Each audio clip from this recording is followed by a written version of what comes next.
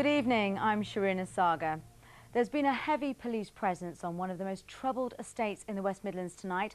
More than 20 officers are trying to impose a 9 o'clock curfew in Wolverhampton, where up to 100 youths have gathered. So far, there's been a handful of arrests. Colin Pemberton earlier met the residents, who are arguing that they're not as bad as they're being painted. We're told this is not a common scene on the roads of the Scotland's estate in Wolverhampton, but the behaviour of some unruly teenagers is increasingly attracting a response from the police. Since last Thursday, police have had powers to disperse groups and escort under-16s home in the evenings if they're misbehaving. It follows complaints from a number of residents, but others on the estate say its name has been unfairly blackened. We're just a normal estate with normal children, with a few bad apples like you're going to get anywhere else. You've got nowhere for the children to hang about to start with. There's no youth club, there's no adventure playground no more. Where are they supposed to hang about?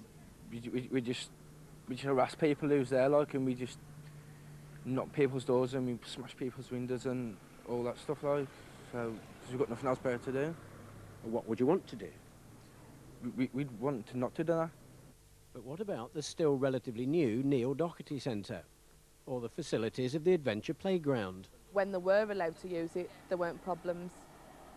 They was on there, they played football matches, went out and played rounders by themselves, and then they stopped all that before the holidays, and they've took out to sitting on corners. But facilities or not, many say there's no excuse for bad behaviour. Colin Pemberton, BBC Midlands Today, Wolverhampton. And we'll bring you more on this story on tomorrow's Midlands Today. Former Premiership soccer star Lee Hughes is to appeal against his 6-year jail sentence for causing death by dangerous driving. Hughes, who lives at Meriden in Warwickshire, was convicted last month of killing Douglas Graham. The 56-year-old father of 4 died when the car he was travelling in was struck by Hughes's car. Court officials confirmed that papers had been submitted by the former West Brom player's legal team. Meanwhile, a teenager has been arrested in connection with the death of a toddler who was hit by a sports car. 2-year-old Joshua Beryl from Ward End was dragged along the road in Alum Rock in Birmingham for 300 yards. He died the next day in hospital. His 13-year-old aunt was also hit and she suffered a broken leg. The 17-year-old is in custody on suspicion of causing death by dangerous driving.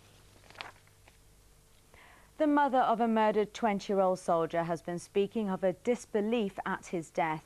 Trooper Narrell Sharp had just returned from Germany when he was shot in his car. Philippa Hudson reports. The grief of a mother desperate for answers. He went to Iraq, Kosovo, the most of dangerous places, and he came through all that. And if he had died in the line of duty, I would have been able to deal with it much better. Instead of preparing for her son's 21st birthday on Friday, Gail Sharp faced the cameras today, just 2 days after her son was found shot dead. Trooper Sharp had returned to the Midlands on home leave from Germany for a joint party to celebrate his mother's 40th. In the early hours of Saturday, it's believed he came directly here, to this precinct in Smethwick, instead of going home to see his family first. They're obviously devastated. Can't understand why it's happened. Clearly, having just come back into the UK, you know, he was making his way home. You know, why should he be the victim of this? Despite intensive searches on Saturday, the gun used to kill the young soldier hasn't been recovered. Today, his mother appealed to anyone with information about the killing to talk to the police. And tonight, police say that the 2 15-year-olds held on suspicion of Trooper Sharp's murder have been released without charge. A little girl's preparing for an operation that will quite simply change her life.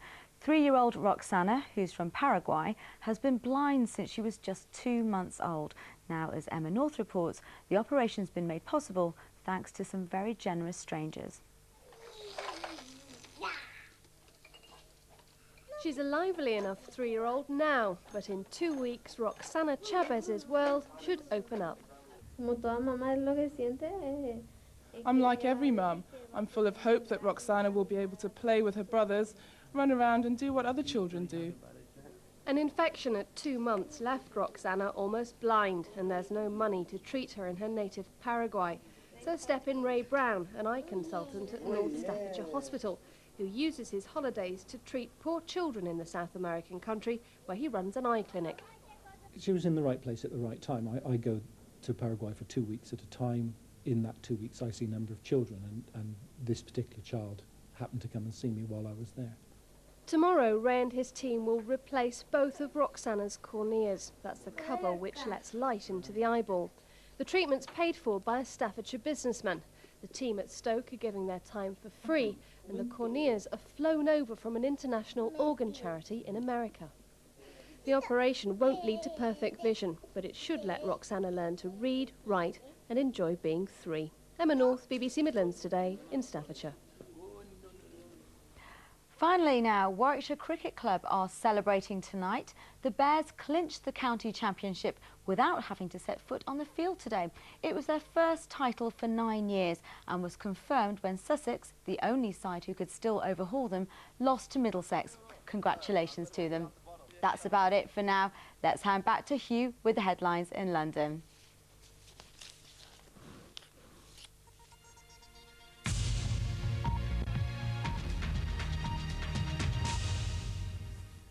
Main news tonight, more than 100 victims of the Russian school siege, many of them children, have been buried in the town of Beslan.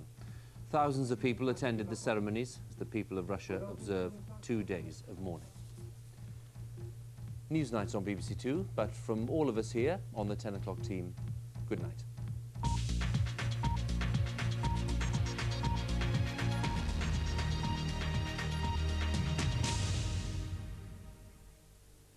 Good evening. It's normally a safe bet that if the weather is settled and fine here in the UK, it's pouring down somewhere else in the world. That's certainly true of Florida, starting to recover after the impact of their second major hurricane this season, which is still packing a punch, Francis, across the panhandle of Florida, now just a tropical storm. But look out into the Atlantic. This next massive cloud, just on the edge of the satellite picture, is another hurricane set to plough straight through the Caribbean in the next couple of days. And thereafter, it may head towards Florida, although it's a little early to say at this stage. So let's come closer to home, where things are more quiet because of high pressure. In fact, that extends right across central parts of Europe, but not Iberia. Here, low pressure is in charge. It's given a real rash of thunderstorms through the day today and lumpy cloud. And it's probably that lumpy cloud and that thundery rain which will head in to spoil our sunshine later this week. So make the most of it, because from Friday onwards and for the weekend, sadly, it looks much more unsettled. And it's not altogether cut and dried at the moment. We've got a lot of cloud around, some patchy rain and drizzle heading southwards across England and Wales, some misty low cloud as well, giving us a breezy and a humid night again, quite uncomfortable for sleeping. But up in Scotland, under clearer skies, there'll be the odd pocket of mist and fog and some ground frost. But let's concentrate on the cloudy areas first of all, because a disappointing start to the day for Northern Ireland, much of England and Wales, much more cloud around than we've been used to in southern areas, even some drizzle. But for the west of England, for West Wales and for Scotland, actually, we should keep the sunshine here, clearing that fog quite quickly. And for most of us, the skies will brighten. And more so, I think, for Northern Ireland and Northern England compared with today. But for Eastern England, there again, there will be more cloud. But still dry and it's still bright, still a nice day with some sunshine. It's just that with more cloud, temperatures won't be quite as high in the south as they have been today. And of course, there's that wind. Quite a gusty old wind again, blowing right across southern parts of Britain. A choppy crossing if you're heading across to France. And those winds quite gusty as well to the east and to the west, rather, of the moors in the southwest of England and the Welsh mountains. Now, we keep the wind, but we lose the sunshine, or rather, we lose the cloud on Wednesday, so less sunshine, less cloud rather, more sunshine. I'll get it the right way around in a minute. But if anything, the cloud's likely to be in eastern counties of England and Scotland, but temperatures are rising elsewhere because we're pulling in that warm air ahead of the thunderstorms.